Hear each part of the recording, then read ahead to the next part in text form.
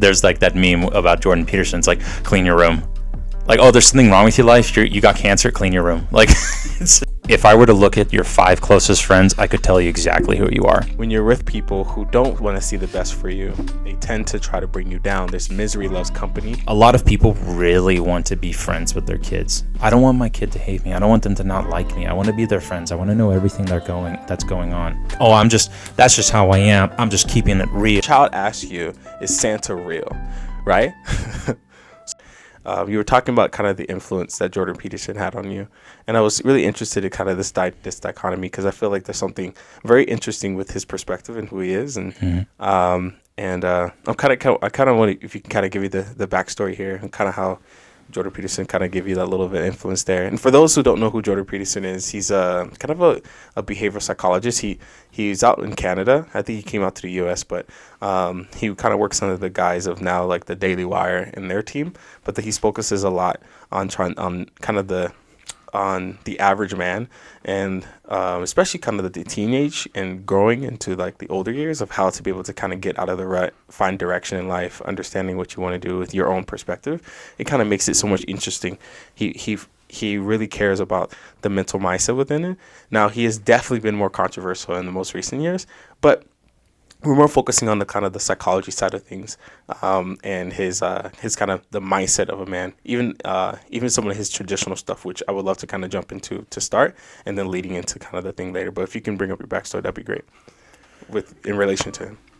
Sure, absolutely. So I'm trying to remember when exactly he started gaining popularity. I think it was like, not this past election, the one before the 2016 election is when he actually really started like popping off, I guess, when there was like that some protester came up to him with a camera talking about like the Nazi presence on his campus or something. And he's already been kind of like a big deal because he's really good at what he does. But it was from that point is when he kind of just started like became a rising star like overnight, it seems. For real. So yeah, like that's when I kind of noticed him, because I was just like, oh crap, like there's this guy out of nowhere just all of a sudden is just getting popularity. I wonder what he has to say. So I've been like watching a lot of what he says, reading some of his books for the time, and it's been really like interesting, like his perspective on a lot of things. It's something that a lot of people don't really hear that often, or like the way that he even just diagnoses and like breaks down like Disney movies even, or just different types of archetypes he sees in different forms of media. It's really interesting to hear what he has to say about, like, I mean, the big thing a lot of people say is like when is his 12 rules for life. That's something that kind of comes up a lot. Or like there's like that meme about Jordan Peterson. It's like, clean your room. Like, oh, there's something wrong with your life. You got cancer. Clean your room. Like, it's really funny to hear. But like, I get it. Like, it's just so funny to hear, because it's like it seems like it's just getting narrowed down to like just clean your room. But he's been like an enormous impact on me personally, just on how I go about my life. Just because there's a lot of interesting things he has to say, and I've been taking a lot from what he says. Like, I even have like a poster in my room that has a lot of his rules on my wall, and I like try to look at it and, you know, follow it every day as best as I can. That's dope. I actually literally have it here right now. Oh, that's the reason kind of why I wanted to kind of jump into it. One of the things that I wanted to kind of go with you is rule by rule. Just for those who kind of don't know too much about the kind of the rules, it's very interesting, but there's a lot of in-depth of why he believes the way he does. But I will just curious on how it means to you, and I'll kind of give you my personality behind that as well. The first rule he has for the 12 rules for life is to stand up straight with your shoulders back. I think from the way I kind of interpret this is that like it's a rule, right? So these are things that you must kind of like abide by, right? And if you abide by them, they tend to, you know, put you in a more of a positive direction. But it doesn't seem very controversial. Stand up straight with your shoulders back. It seems like this sense of just, you know, whether being confident in who you are and where you're going, kind of like understand who you are and what's going on, be present of like the way you look in a way. I don't know what you took from that. Definitely that, of course, yeah. But and there's like a lot of different things you could go in about that. Like the simple thing being like, hey, you want to have that positive body language. Like if I sit up straight I have my shoulders back and everything. It's like you look more open to the world. You're very like welcoming. You look more confident. People want to trust you. Like if a guy's like hunched over and just kind of like Demon world. muttering to himself, it's just like, what is he doing? Like it looks suspicious. Like I do a lot of face-to-face marketing now, and one of the big things we teach is the C factors: smile, eye contact, enthusiasm. Huge. Nobody wants to talk to anybody that's like hunched over, and like, and they just don't care about it. Nobody wants to talk to that. If I go up to you and say, "Hey, how's it going, dude? You looking to do this thing real soon? I don't know, whatever it is. Like, you want to do some solar? You want to buy some vitamins?" Like, if I go up to you and I'm smiling and I'm talking to you in an enthusiastic manner, you're going to be like, "Oh, shoot. Like, what does this guy have? Like, he's being really nice to me. Like, I wonder what he's thinking about." And just a lot of that, like, you can extrapolate that all the way to just standing up for yourself, like having that body language to go like, "Hey, like, I'm not going to take this crap. Like, I'm going to just handle it."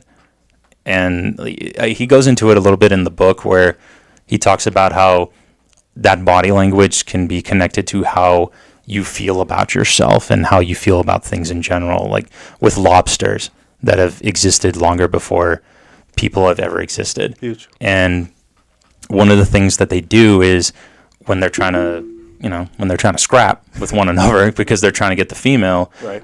they like essentially puff out their chest. Yeah. They kind of flex. They're just like, "Hey, I'm in charge here." And that releases a bunch of dopamine or serotonin or whatever it is, and it makes them feel more confident. But as soon as they lose a fight, they don't want to do it anymore. They're just like, "Oh, every time that happens, I get my butt kicked."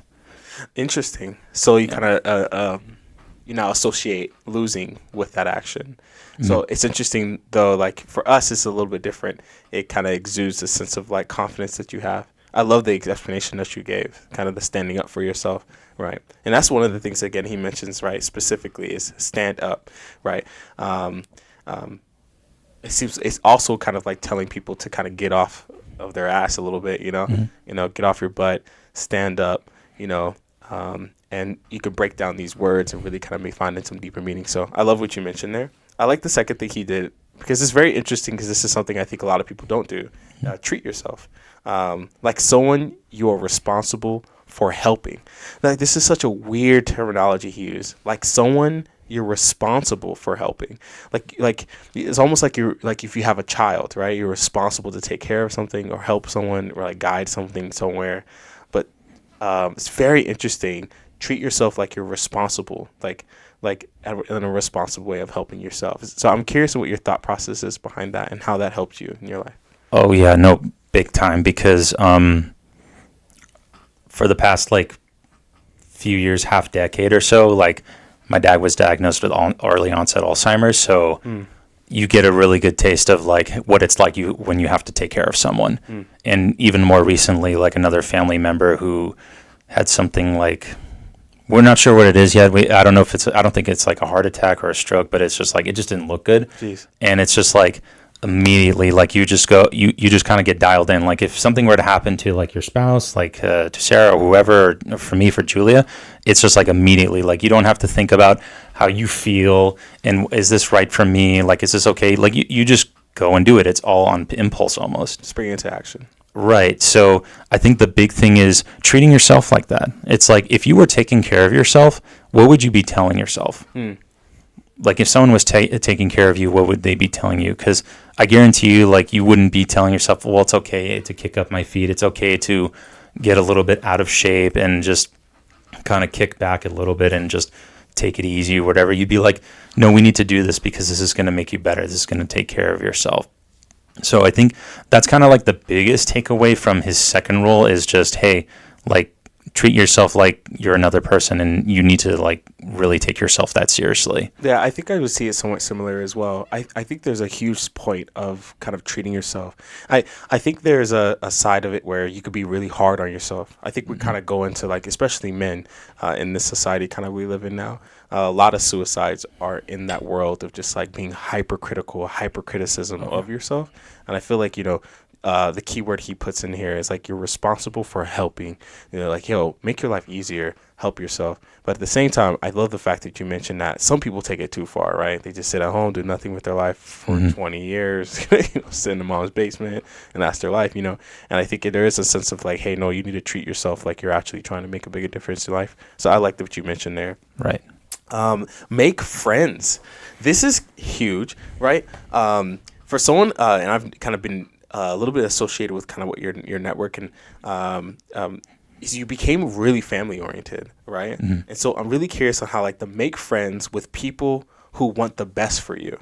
I'm really curious on kind of like what that third rule has done for you. So any like successful entrepreneur will ever tell you, sorry, stuttering, your network is your net worth, like 100%. And if I were to look at your 5 closest friends, I could tell you exactly who you are. If you're hanging around a bunch of drug dealers and you guys are just, like you said, kind of sitting on your butt doing nothing, it's fair to say you're just like that too. Maybe you're not just like them, but you're on your way because you become your association. Right. How that's impacted me the most is it's because I'm very particular about the people I allow into my life, and I think everybody should too. There's casual relationships and there's intentional relationships. Casual is more like the people you just kind of hang out with. You're just kind of whatever, you know. You get your, your social battery out. You just go out and guys have drinks and whatever. That's fun. I mean, yeah, absolutely. Go out and have fun, guys. Like, go have a weekend. Go out with the boys. Do something.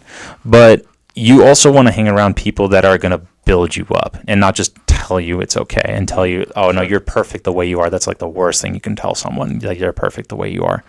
You want to have people that are like go-getters. They're going out, like maybe they're doing real estate, maybe they're building their business or something like that, not just a bunch of bums sitting on their butts just twiddling their thumbs. Yeah. You want to do something that's going to make you greater and impact you greater. I mean, like same thing for your relationships, for whoever you're married. You want to be with someone that's going to uplift you and push you forward in life. Especially in this world now where everything's moving so fast, especially with like AI and all that stuff going on. Like, you need to be ahead of the game. You need to be constantly moving. Otherwise, just not moving will leave you behind. So whether it's your mental, your spiritual, your physical health, like be with people that are at or ahead of you in life and are willing to push you forward. Yeah, I like the always that philosophy. You don't want to be the smartest person in the room. Yep. Making friends is a really big aspect of things. The key word I think he mentions here is that, with people who want the best for you, I think that there's a sense of like those who around you are kind of like the sinister party, right? Like the Among Us, Oh yeah. I wish we had that a noise to play, but the reality is that when you're with people who don't want to see the best for you, they tend to try to bring you down. There's misery loves company type of crabs in a bucket. And so their goal is to always try to make sure that someone is on top, right? So that they feel some good self-esteem. But if you're around others who obviously have a better outlook on life, who's more positive, goal-oriented, they want to see better for themselves and the people around them, the perception definitely changes. The people around them tend to want to be able to see, hey, why can't we all be successful together? Why can't we all grow together? We can find this to make this a win-win scenario instead of a win-lose or a lose-lose in general. So I do like the fact, especially some of the things you mentioned there too. 100%. The fourth one is compare yourself, which seems very opposite to what the world wants you to do. But he says, compare yourself to who you were yesterday, not to who someone else is today. And I think this is so huge. I know I've heard a little bit about your story, and I know exercise was a big, big part. And when we went through this story, one of the things you would do is talk about who you were, how skinny you were, to like how much the transformation has changed you. To, when you were trying to go for volleyball and entering your high school kind of sports team. So can you kind of go into a little bit about like how that section, I'm not sure if you met Jordan or, you connected with Jordan Peterson around that time, but I'm curious on kind of what that compare yourself has changed and the way you see that. Yeah. So, same thing with any life coach will tell you, stop comparing yourself to others. Any coach that I've that's been the coach of my team will tell you the same. Stop comparing yourself to like the top player or whatever. Like, because at the least you don't know what's going on in their life and what they have to deal with. And at the same time, their results don't dictate your success. If anything, if I see someone that's doing much better than me, it just tells me that's possible. Whenever I see like people that I work with or in the gym that they got bigger muscles or even a bigger paycheck or something like that, I get inspired. I just say, wow, I can do that too. Of course I can. They're human. Right. I know they're human. So I'm sure that I'm fully capable of achieving that as well. And it just makes me go, oh shoot, I gotta get on my stuff. I gotta get my stuff together. I gotta make sure that, or I'll just go and talk to them. I'll ask them what they think. I'll be like, how are you doing that? I mean, that's how I got in the gym in the first place. Every time I go in, I talk to the bodybuilder or the strongman or whatever. And it should be no different in any other aspect of your life. Whoever's the high roller at your office or whoever's doing the most, making the shot calls, you should go up to them and be their friend, become their friend, and just say, hey, how are you doing that? I want to know how to do that because I want to be able to take care of myself, take care of my family, et cetera, et cetera. But when some people just go, well, they're just lucky. They just were born in the right situation. And it's like what I said earlier. It's like everyone's dealt a hand. But you can't fold. You just got to deal with it. So just look at the people that know how to play the game already and learn something. That's a huge statement there. Even when you kind of like talk to the major athletes, right? They always are looking at people. You know, they want to look at individuals who are like in this. Everyone has like an idol. You know what I mean? But they always may say like, never meet your idols, right? Because you'll start realizing that they have demons just like you too. You know, so it's always important to kind of like, I like this aspect of just comparing who you were yesterday, getting just 1% better, compounding that, and allowing your life to be able to grow into exponential, growth. So, but if you compare yourself to someone else, their skills, their abilities, who they are, how they're built, and their life and their story, it's maybe completely different from yours. And the path that they took may not be the same path as you. So focus on your path, focus on what's ahead of you, focus on where you are and where you're going, and you'll tend to be able to get to the direction, your goals, and achieve those things. So I do like the fact that kind of compare yourself, look at your game film, look at who you were yesterday, and just focus on where you are going today. I think that's really cool. He says, do not, which is interesting, that's all it says, but do not let your children do anything that makes you dislike them. This is like so odd. I understand you want standards and principles and rules in life, and I don't know. I'm not sure. I don't know if you have a surprise kid. No, not yet. Gotta get married first. But I'm really curious behind that, right? What did you kind of take from this? I didn't read this section of this book, but I'm curious what your perspective is. So for me, at least, that I've noticed, I think that's kind of a big issue with a lot of parents, especially in this country. Like, a lot of people really want to be friends with their kids. I don't want my kid to hate me. I don't want them to not like me. I want to be their friends. I want to know everything that's going on. The reality is you're the parent. You're the parent first, then the friend second. Huge. You need to be able to tell your kid, hey, you're doing something that's going to lead you down the wrong path. You're hanging out with the wrong people. Like, if your kid came home and they started cursing, swearing, and doing bad things, you would tell them like, hey, you need to stop hanging out with those kids. And you would make them like, hey, you can't hang out with those people anymore because it's leading you astray. Nobody wants to see their kid end up on the street or doing some weird stuff on the internet and for like photos and for money and whatever. Like, nobody wants to see their kid doing that. You want your kids to make you proud. That's your legacy right there. Some people, that's their only legacy. So that should be, well, I don't want to look at them as a number, but that's your most important asset, is like them being able to carry on. No, I this is something that I think what you mentioned was huge. One of the things that he calls it a rule, right? Don't let your children do anything that essentially that will make you dislike them. He almost assumes like a rule is to have children. It's almost kind of what is the purpose of life, right? One of the things I find is like you can get all the material things you want, you can get all the social things you need, you can have all the friends you have, you can have all the wealth you need, right? But you can't take any of that with you, right? Who are you going to leave it to? Who are you going to pass it down to, right? I always kind of believe in a philosophy of paying it forward, right? But you want to give someone what they deserve. A gentleman I like to watch a lot. Excuse me. So there's a gentleman I like to watch a lot. His name is Patrick Bet David, and he focuses a lot about his the way he raises his children, in a really interesting way. He goes into that dynamic, and he focuses on, like, I ask my kids, I'm like, so hey, after I die, what's going to happen to my resources? Where do you think it should go, right? And then one of the kids, says, hey, I think it should go to the oldest, right? Because he's the next one up. He's like, yeah, but okay, that's a great thing, that's fine, right? But what happens if the oldest dies? I mean, sorry, the oldest does drugs, or if they fall into bad habits, if they they're stealing and they become a bad person, do you think they should still get it? And even the oldest was like, no, I don't think I deserve it. I shouldn't get it. And so then who should get it? I was like, well, maybe we should just kind of split it between all of us, right? Like, that's fair. Everyone gets it. And he's like, well, what if one of you guys is like, he's not responsible and doesn't invest in the right way, or doesn't use the resources like they should be? And he gets his children to start deciding what's the best route to choose to be able to, divvy up millions and millions of dollars.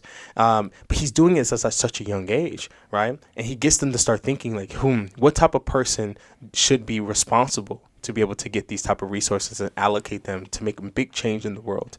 And I think that's so important. And I think if you can raise your children and get them to start seeing the world the way you see it, you'll very much not have them fall in the liking of disliking them. I find that when you in terms of what he's mentioning here, you disliking your children, I think it comes from like when the society raises them and not when you raise them. I think we do have a lot of children. We kind of let YouTube, or we let we just let the teacher, but we don't really take the time in the home to really raise and develop the children. So I think there's a big dynamic here of like, hey, you don't want to have too much control, but you want to teach your children how to think and how to operate. And I think that's a really big thing that you mentioned there. And I just wanted to say I kind of agree with your thought process behind that as well. Sure. Yeah. No. And he even says so. You don't want to be the tyrannical father or the devouring mother. You don't want to like helicopter your kids into not being able to feel, or like they're too coddled, or you don't want to like put them in basically a prison environment where they can't do anything. But you want them to still grow. You need to let them skid their knees a little bit, of course, fall off their bike a little bit before you can say, okay, I think they know what they're doing. Yeah, you can't control children on what to do, but I think you for sure can influence the way they think. And if you do that appropriately and correctly, I think even Patrick Bet-David, he makes his children read 20 pages a day. Like, before you could do anything. That's your currency. Like, that's so smart and intelligent way of raising children. And I think that's a really good approach he takes as well. Mm-hmm. Number 6, set your house, in perfect order before you criticize the world. Man, that was huge. When I read that, I was like, man, that dropped the mic there. So I'm curious your perspective here. So that's a really big one for me. So I've seen Jordan do quite a number of interviews and panels. One of my favorites is when he goes to Australia, and there was some lady saying something about like, how can you say these like banal comments about cleaning your room where some of us are not going to be able to live to see the effects of like the climate change and all this stuff. And it's like, whatever the issue is, but, and he says that essentially, it's like, well, I'm very careful about whoever is saying all these bright ideas and all these decisions and plans we should have for the world when these people can't even order their own houses. So it's like, it's like the marriage counselor's been divorced 3 times. Like you really think you're going to take them seriously, or the person that's constantly broken and in debt, are you going to take financial advice from them? It's like, you need to get yourself in order. And this is something that we teach in where I work too. It's like, you need to be credible. You need to be profitable yourself, because if you're going around telling people you have to do X, Y, and Z, you have to got to do this, you got to do that, but you yourself aren't doing it, well, at the very least, you're a hypocrite.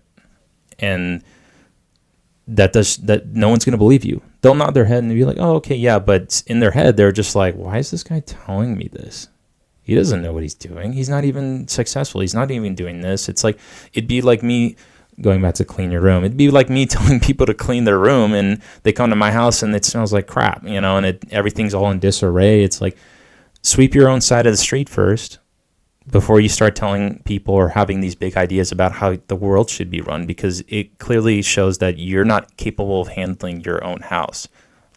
Like your home is the one place in the world that you have complete control over. And if you can't manage that, it just shows that you cannot be trusted with this power, this responsibility. There's a big dynamic what you're saying.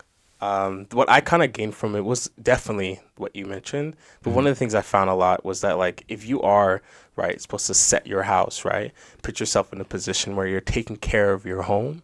One of the things I think is important is that you have to earn it, right? If I hire a maid to take care of my home, I don't feel what it's like to take care of the home. I'm not saying that's negative or bad. I'm just saying essentially is that, right, like, I didn't go and sweep up the dirt, right? I didn't go and scrub the floors. I didn't go and, like, vacuum, and I didn't go and, like, set things in the right places and keep them in the right places, right? You don't appreciate why the things are the way they are unless you have done the work and can get where you are. So I feel like a lot of things that are handed to you, especially, like, that's why I think one of the things he says is set your house, right? Like, you be the one to be able to build the foundation, build the situation, go through the work to create it, because then you appreciate it more. You don't take it for granted. You don't take these things lightly. You really want to earn that space. And I think that's something that's really interesting perspective I thought of. But I completely agree with everything that you mentioned there. I don't know if you want to add anything, but No, yeah, like like I don't look down on someone having a maid or having a cook or whatever. I've heard a lot of people that say when they get to a certain, what's it called, like a certain income, cooking your own food, cleaning your house and everything, that takes time, and they could be doing $1 million, $1 billion business deal. I totally get that. completely understand. I just happen to be a bit passionate about it. I like taking pride in, like, cleaning my area and cooking. I love to cook, Italian side, Get excited. right? Yeah. I love it. I love to cook. I love to barbecue. I love to do everything. But there's certain people that are like, they're so busy and they're like, well, you have a maid and everything. And it's like, yeah, because I'm busy. Yeah. If you're busy, if you can pay a maid, if you can pay someone to do this and that, handle your chores for you, there's no shame in that. No shame in it at all. Yeah. I think there's a next side of it I like as well. He says, pursue what is meaningful, not what is expected. I had to take some time to really think about that. And what my thoughts were on. I was curious if you already had your thoughts worked out. Pursue what is meaningful, not what is expected. Sure. I mean, you can never truly expect anything until it happens. I mean, it is what it is. Oh, hold on. I read this wrong. Now I know why. Now I'm like, why am I thinking about this wrong? So it's pursue what is meaningful, not what is expedient. Oh, even better. Yeah. So Interesting.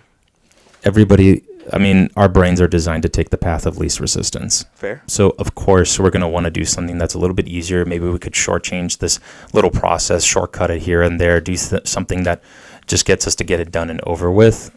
Of course, we want to get things done and over with, but you want to do it in a way where it gets actually taken care of, not just putting a Band-Aid on a bullet wound. Right. So, for me, that means, like, hey, if I need to have that uncomfortable conversation with my spouse or my coworker, or if I need to actually go in and work those hours, those 8 hours, those long shifts, I should do it instead of trying to figure out a way to shortcut or do this or do that or do something just to get it over with, just to get it done. It's like, no, like, that's just a whole nother layer of effort that has to be put in, because now you're also trying to figure out, how am I going to shortcut this? And it's just much easier to just be simple-minded about a few things and just go ahead and do it, because sometimes it's just the simplest things that can bring you the most fulfillment. And chasing a life of fulfillment is way better than just having to constantly figure out how to shortchange everything. Yeah, I think I've thought of it definitely as cooking, like you just was talking about. Like, I can go and get fast food, right? Sure. It's quick, and it's funny when I said expedient, but I was thinking of expected. Like, I expect when I go to fast food. It's funny, kind of it's the same thing. But I think expedient definitely fits more. You want enriching food, right? You want an enriching life. Then you should let it really cook and simmer. You should really, cherish these relationships that you have around you. You never know what's going to happen in the future. You don't know if there's a future that's going to exist, So trying to make the most out of every day, not the fastest out of every day, rushing to places. It should be more about, like, really trying to just sit in the calm and sit within people. And I think that's what I like the most, kind of about the trend of essentially his rules for life. So it's very interesting in that perspective. But his number 8 is tell the truth, or at least don't lie, which didn't make much sense to me. I was just like, well, then that means just tell the truth, right? But I think I understand what he meant, but I'm curious to see if what you thought. So, obviously, tell the truth. Like, yeah, duh. Of course, we want to do that. You're not going to get very far if you're dishonest with anybody. But going out of your way to be brutally honest with people is sometimes it can cut off a few people. Like, you don't want to be those people that are like, oh, that's just how I am. I'm just keeping it real. It's like I'm not going to go up to my friend and tell him he's a fat piece of crap. Like, I'm going to just go up to him and be like, yo, hey, maybe we should go to the gym together. Something like that, rather than just embarrassing someone. Like, you don't want to do that. Like, of course, like, I know people have issues. I can see it all the time. I just don't verbalize it in front of them, because it's like, oh, well, yeah, you're telling the truth, but now people just don't like you, and if people don't like you, they don't want to listen to you or talk to you. So for me, that at least means like, hey, don't be a liar. Duh. We should strive to stay away from that, but you want to at least have people to actually like you and listen to you, rather than just embarrassing them and just telling them, well, your life's a mess and you should do this. It's like, dude, no one's going to listen to you if you do that. Come on. I agree, though. I agree. I think for me, the way what I kind of gained from it was there's times where people will ask you questions that's hard to answer. This is something I find is very, very interesting, especially when I was thinking in the form of a child, right? If a child asks you, is Santa real, right? So you're in a weird situation right now. That's a tough one. Like, tell the truth, or at least don't lie, right?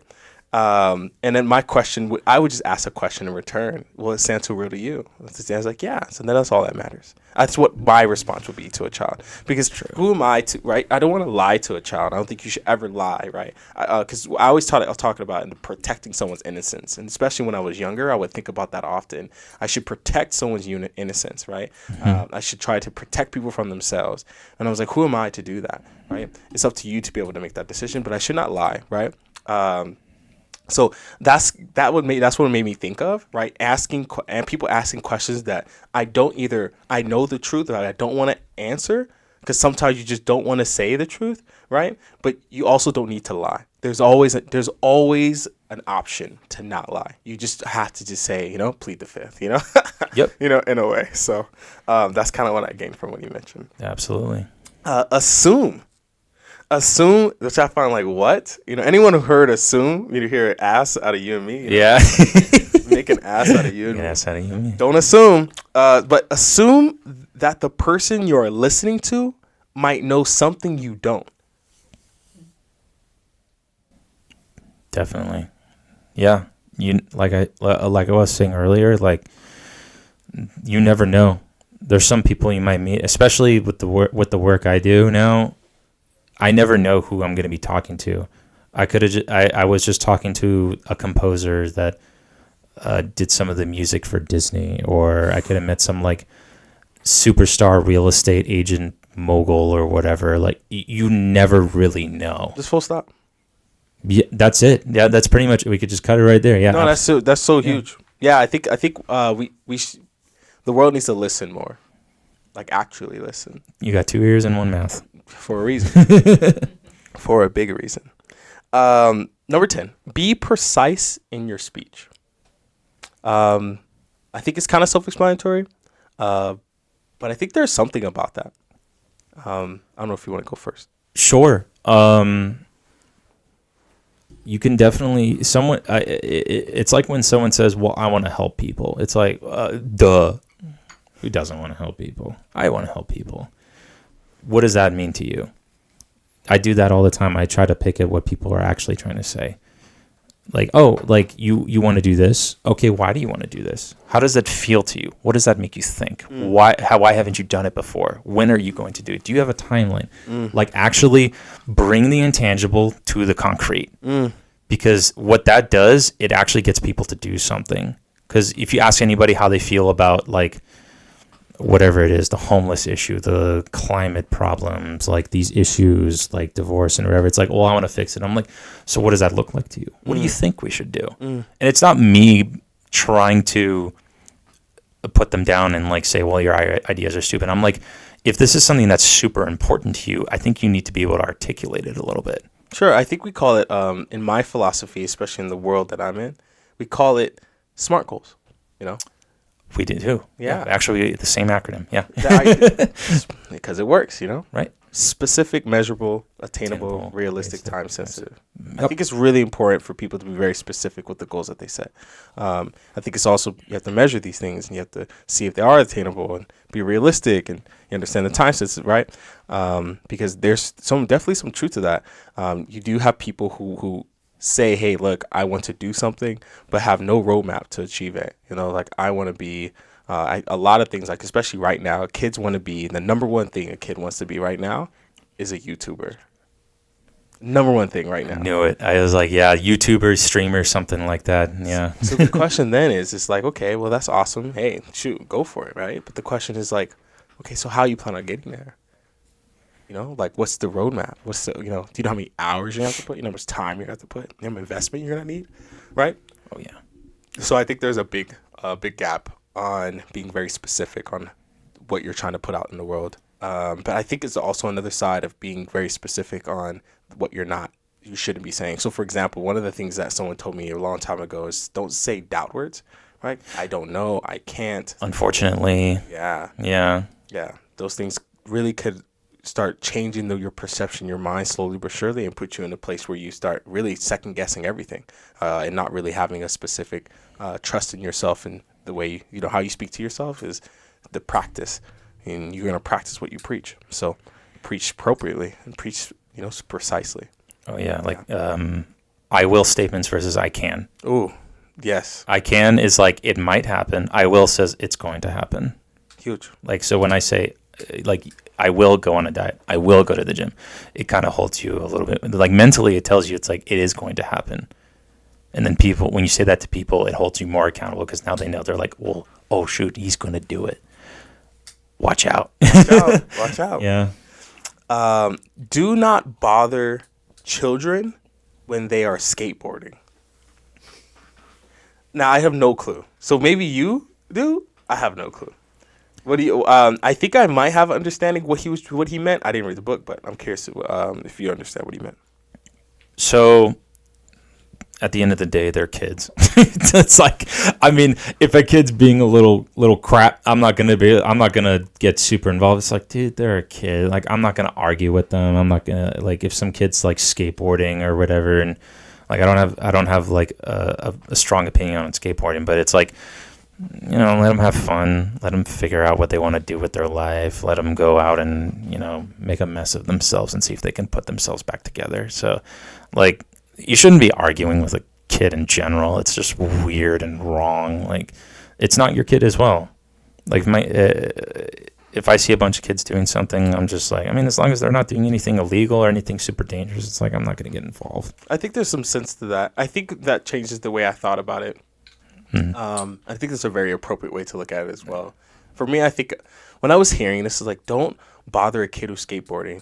For me, it felt like, don't stop a kid from having fun and being a kid. Mm-hmm. Soon, they're going to start having to gain responsibilities. That time will come. Yep. So you want to appreciate being a child as long as possible. I did a podcast recently with this guy named Noah, and this young lady named Ray. Mm-hmm. And they were really going in depth of like kind of their childhood and how they had to grow up much faster because of the situations that they're living. And so I think I kind of understand that sense of like, just don't bother that kind of like, there's something special happening right now. And these are moments that's character building. You really just don't want to, you don't want to be the one interfering with that, right? And I think there is some sense of what you just mentioned, of that, like, yeah, look, they're going to grow up eventually. So they'll be able to find their way, as long as you're, teaching them how to think, right? They'll figure it out. Figure Life's going to come. Number 11, do not bother. Oh, wait. Sorry. Number 12, the final one. Pet a cat when you encounter one on the street.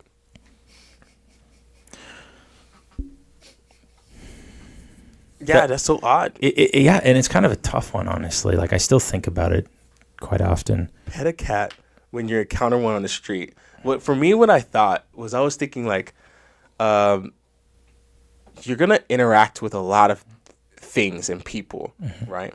And you want to just like share love and respect to those things.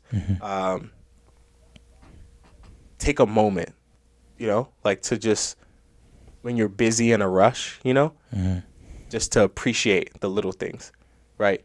To just kind of connect with those small moments, because those small moments can mean everything, and those things is what you remember. I've done a pod with a older gentleman named Pat. He's a really, really cool dude, and I was talking to him. He's a painter now, and I was asking him about kind of like the things he appreciated out of life, and he just kept talking about these small moments. And I was like, what about like these bigger moments when you're in the military? He's like, no, these small moments. Like, it feels like those small moments are like so much more impactful and memorable to individuals. So that's kind of what I gained from it. I'm not sure if you're on the same page as me. Yeah, being present with what's going on. I think I'm trying to remember. I think he specifically said cats because a dog, it's very easy for like a dog to come up and be your friend, but a cat, it's like they're still very like wild animals comparatively. Sure. And for some strange reason, they seem to be fond of people. Oh. I don't know why that is. Yeah, it's weird. Like cats tend to be fond of people. They just kind of like, they're like, oh, they're cool, I guess. They're not like other wild animals that are just like terrified of us or just want to eat us. But maybe taking risk. Maybe that's what he means. Yeah, it's like it's an animal that can just decide like it doesn't want to be with it, because everybody knows about it. Like when you go over to your friend's place and you're like, oh my god, a kitty, and you try to pet it, and it's just like, who are you? Right. Like it's like, oh, people can't handle the rejection. I guess it's like, wow, like because dogs are very happy-go-lucky. They're just like always happy to see you. Doesn't matter if you left for 5 minutes or 5 years. But yeah, being ultimately present with what's going on in the world and just being able to take in those little things. Like it could be anything as simple as painting or just you walking down the street with your lady with her in your arm, or doing some cooking, or even just a workout or something like that. I know a lot of my best moments, I mean, aside from my girlfriend, obviously, but I mean, those little times where I can kind of just like zone out in the sauna or Sure. in the gym, it's just like, like those peaceful moments. This feels so good. Yeah.